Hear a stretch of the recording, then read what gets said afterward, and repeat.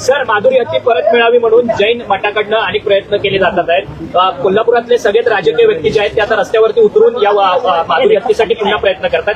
तुमची प्रतिक्रिया काय? कारण मतदारांनी जबरदस्ती पद्धतीने बघा, ह्याच्यात एक महत्वाचं आपल्याला पाहिलं पाहिजे की हा निकाल जो आलेला तो सुप्रीम कोर्टाचा, सर्वोच्च न्यायालयाचा आहे. आणि जर पुढे काही याच्यावर कारवाई करायची असेल, रिव्ह्यू पिटिशन टाकायचं असेल, तर मला वाटतं सरकार काय पुढे पावलं उचलणार आहे ह्याच्यावर सगळ्यांचं लक्ष असेल. कारण मला वाटत नाही कुठची संस्था, मग वंतार असेल की कुठची संस्था, हट्ट धरून की आम्हालाच हे पाहिजे. हा निकाल तिथे पाठवायचा सर्वोच्च न्यायालयाने दिलेला. आणि मग आता सगळे जे काही लोक पुढे येत आहेत ते हे सगळे चालू असताना कुठे होते. आणि दुसरं म्हणजे मला वाटतं सरकारने रिव्ह्यू पिटिशन टाकलं तर मला वाटत नाही कोणाचंही असं मत राहील, ना वंताराचं राहील ना कोणाचं राहील, की आमच्याकडेच राहिलं पाहिजे.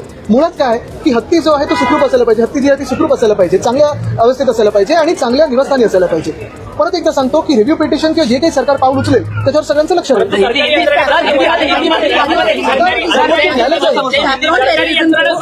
काम करते असा देखील आरोप होतोय. कारण मला बघा, आता मी पुन्हा एकदा ह्या राजकारणात जाणार नाही. हा निकाल सर्वोच्च न्यायालयाचा आलेला. जर पुढे काही पावलं टाकायची असतील तर सर्वोच्च न्यायालयाकडे ते पावलं टाकली जातील सरकारकडून.